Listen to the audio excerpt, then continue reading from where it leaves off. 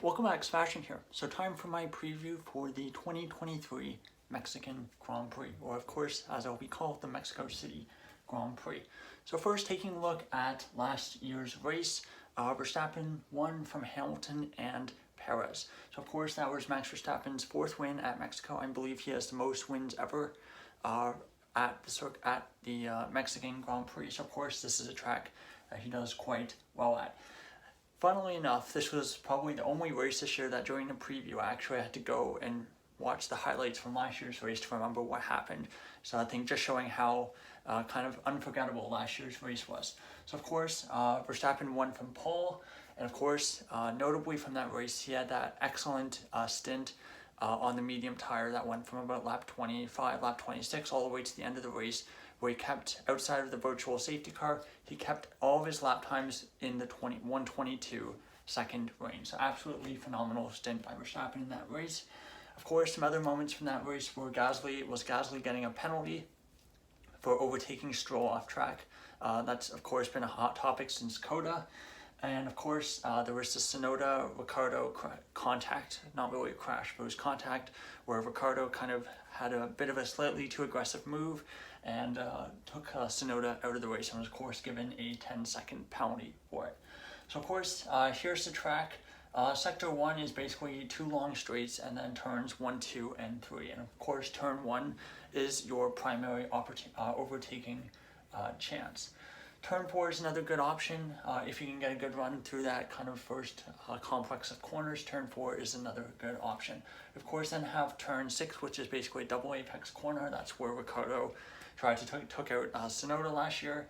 And then you have this really high-speed sequence of corners leading to sector 3.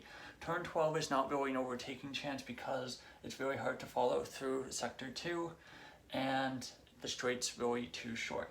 And then of course we have the stadium section, quite famous, one of the more famous, I guess, sections in Formula One, where they of course go under the grandstand of the old baseball stadium and then do half of the Pelotada corner. I believe that's what the name is, yes. So, interesting track. I think it's a fairly fun track to drive in the game, but like the F1 game. But that being said, it hasn't really been the best races. So, of course, one of the characteristics of this circuit is that in Mexico City, the elevation is very high, so the atmosphere is very thin. And as you'll hear the Sky Sports commentary team, if you listen to Sky Sports, Martin Brundle will say about 10 times during the weekend that they use Monaco wings to get Monza level downforce. So because of the thin air, they have to basically put on their maximum downforce, but because the air is so thin, they only are able to generate the downforce that you would get at Monza. So still quite tricky for the drivers to deal with that low downforce, even though they're running such big wings. Because of the characteristic of the circuit, a lot of lower speed corners, and because I think the asphalt is very, very smooth, there's fairly low tire wear, which is why this year we're bringing the C3, C4, and C5 tires, three softest tires in Pirelli's range. Last year we brought the C2, 3, and 4, and that led to basically drivers only using the soft and the medium tire. No one used the hard tire, so basically Verstappen did his crazy stint on what is now the hard tire, the C3 tire. So generally very low tire wear. It'll be interesting to see with the softer tires what happens this weekend if it causes some drivers to do a two-stop. But the other thing is that overtaking can be very difficult. So I think drivers, if they can, they'll try to do a one-stop strategy. And the reason that overtaking is so difficult is because of the dirty air. Dirty air is quite bad here relative to at other circuits because the atmosphere is very thin. So because of that dirty air running the higher downforce wings, it's quite difficult to overtake even though you have this massive main straight. Another interesting characteristic of racing here is that the engine characteristics can play a role. So at low altitude, basically the teams tune their engines to run at lower altitude. Primarily, this is basically a massive outlier. So sometimes there can be differences in engine characteristics running at the higher altitude. Red Bull with the Renault engines and with the Honda engines, they've been pretty good at higher altitude. Mercedes kind of somewhat infamously struggled a bit at the higher altitude circuits during their more dominant years in 2017, 2018. for example. So of course it's also very hard on the engines running with that little air with less oxygen going through the engine. So we have had quite a few number of engine blowouts, engine DNFs over the years at this track. So that's something to watch out for. Looking at the schedule for this weekend, of course, there's a Hurricane Otis going through Mexico right now. It's about, I think I was reading online, it's about 200 kilometers away from the track, so isn't really particularly close. But that being said, there has been rain. It seems like there has been rain in Mexico City, so the track should be very green on Friday. So Friday, it seems like the end of that rain is going to come through, and it'll be sunny through the later afternoon. So maybe there might be some rain, or might be some raindrops in FP1. But for FP1 starts at 12:30 local time, so right about noon. FP2 16 hours, so 4 p.m. And then Saturday, qualifying at 3 p.m. an hour earlier than FP2, and then the race on Sunday is at 2 p.m. local time. And the weather for Saturday and Sunday should be sunny, but then again, like I said, the track should be pretty green from the rain from the hurricane if it indeed hits Mexico City. Of course, luckily not a sprint weekend, so a lot less action for me to have to cover, but still it should be an interesting weekend. Of course, a lot of stuff online about Checo's fans and stuff going on like that.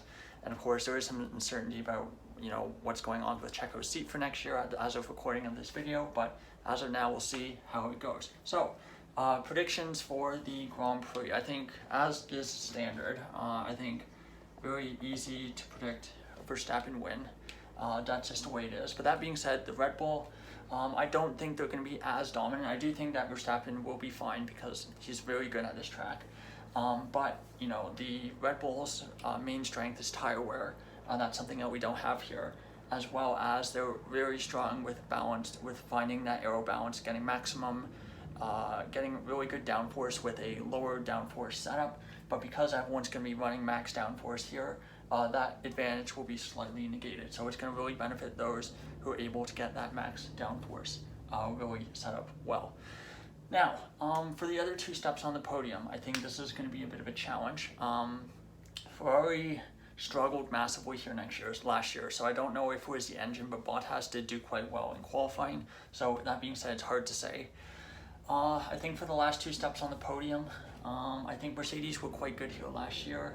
Higher downforce for peak downforce. I think the McLaren and the Mercedes should both do a bit better here. The other thing that's important to note is that with the thin air, it means that the drag that a car has is less of a problem than it would be at a lower elevation. So McLaren and Mercedes might benefit slightly from that.